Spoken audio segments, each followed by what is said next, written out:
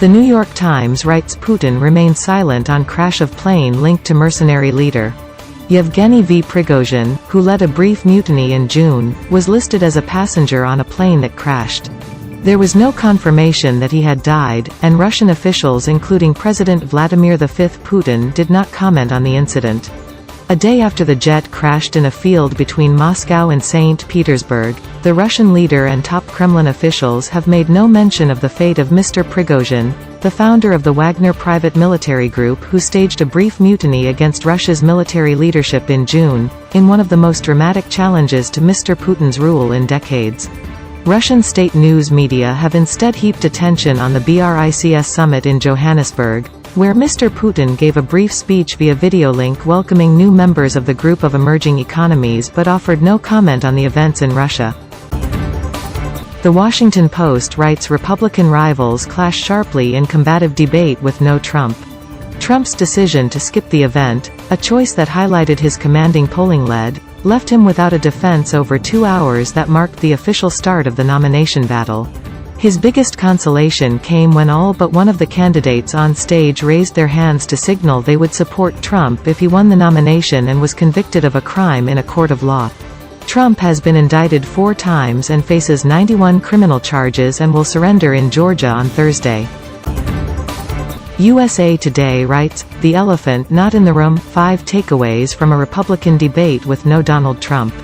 In a race dominated by Donald Trump, 8 other presidential contenders battled it out at the first Republican primary debate Wednesday in an uphill fight to stop the former president from running away with the nomination. Trump's absence overshadowed the debate in Milwaukee, but gave his challengers a prime opportunity to seize the spotlight and emerge as the leading alternative. Yet even as the frontrunner Trump enjoys a massive polling lead, most candidates only sparingly threw punches his way, instead lobbing most of their attacks at each other: President Joe Biden, his policy agenda and his son Hunter. Los Angeles Times writes 3 killed, 6 injured in mass shooting at Orange County biker bar.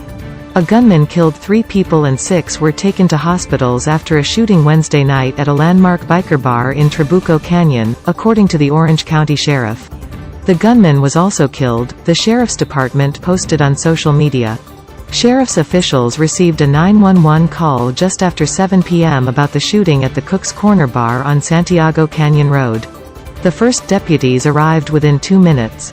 Deputies found a man with a gun, and multiple deputies opened fire, officials said. Chicago Tribune writes first Republican debate kicks off in Milwaukee with attacks on President Joe Biden.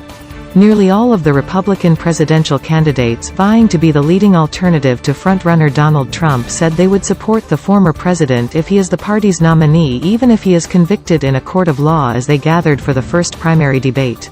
The question came nearly an hour into the Wednesday night debate hosted by Fox News Channel in Milwaukee and a day before Trump, who declined to participate, is set to surrender in Georgia on charges of trying to overturn the state's 2020 election. New York Post writes GOP nominees hold refreshing and lively debate over issues that really affect Americans. 8 top Republican presidential candidates faced off Wednesday night in the first debate of the 2024 election cycle, laying out competing approaches to issues facing the country from abortion to crime to aid for Ukraine. The group was united in blasting President Biden but differed repeatedly on policy and substantive, if occasionally heated, exchanges under 5 months before the first votes are cast. Florida Governor Ron DeSantis was first to speak at the Fox News-hosted event in Milwaukee, Wisconsin, and offered up a double-barreled attack on Biden's record and his family's ethics scandals. Newsday writes NYC mayor wants immigrants sheltered on LI at airbase, psych centers, letter says. The proposed sites are the Francis S. Gabreski Air National Guard Base in West Hampton Beach, Pilgrim Psychiatric Center in Brentwood, and Kings Park Psychiatric Center in Nisquogu River State Park, the letter says. The Denver Post writes another Denver homeless encampment is scheduled for a sweep, this one because it was the site of a shooting. Joseph Steele has a bullet wound in his back.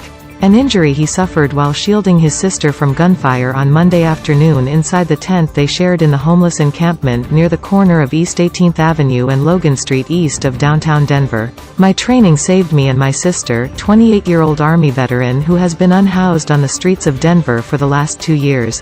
It hit me in the back and it felt like a whole lot of force in a really small area. It's so hard to describe what it feels like. I was more upset that they were shooting at my sister than that I got shot. San Francisco Chronicle writes how to unpack Trey Lance's short trip from QB of the future to 49ers reject. Michael Silver. That Trey Lance wasn't going to be the San Francisco 49ers quarterback of the future should no longer be a surprise, but now he might not even crack the roster. BBC News writes Putin silent after Wagner boss Prigozhin, killed in plane crash.